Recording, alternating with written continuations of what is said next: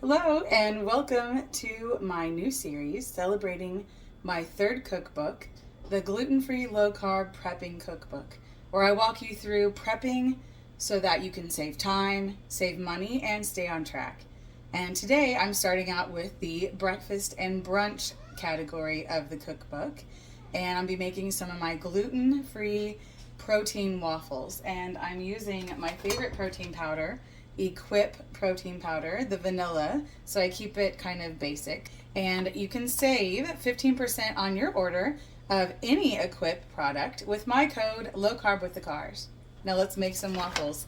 I'm going to be blending it up in the blender. I already have my waffle maker preheating, ready to go. And we're going to start out with the liquid ingredients first. Always start out with the liquid ingredients so that the dry ingredients don't get caught down in the blender blade. Starting off with our eggs. I have some unsweetened almond milk. If you don't have any on hand, use water. It works just the same. Third liquid ingredient is either melted butter or oil.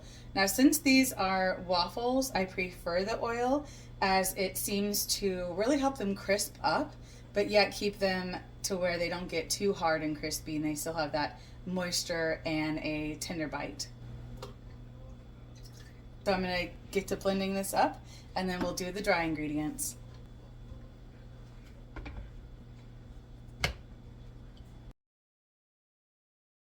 Right, and that's all it takes. Now I'm going to start adding in my dry ingredients. Coconut flour keeps it grain-free and still gluten-free and keto as well. 1 scoop of the Equip protein powder. And again, this is a vanilla. You can use mocha or churro or chocolate, whatever flavor you want to have your waffles be. And then lastly, we're going to put in just a little bit of baking powder. This helps it rise and to not be too flat. All right, let's blend that up. I'm going to start off slow at first and then gradually go higher to get a really smooth batter. All right, and it's a good idea to stop and scrape the sides and then go a little bit longer so that you make sure you don't get any dry clumps in it. So I'm going to let this sit for about 10 minutes and then we'll be back and we'll make the waffles. All right, it's been about 10 minutes and I am ready. My waffle iron is already preheated. I'm going to fill it up just about like that. So what happens is as it cooks, it spreads out.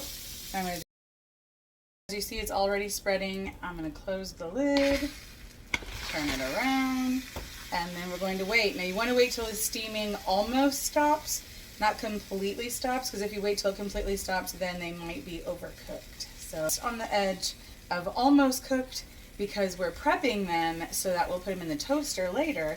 And then when you put them in the toaster later, they'll be hard as a rock if they're already crispy. So you want to do them just soft enough and then we'll go from there. So the steam has almost subsided. These are coming out perfect. See?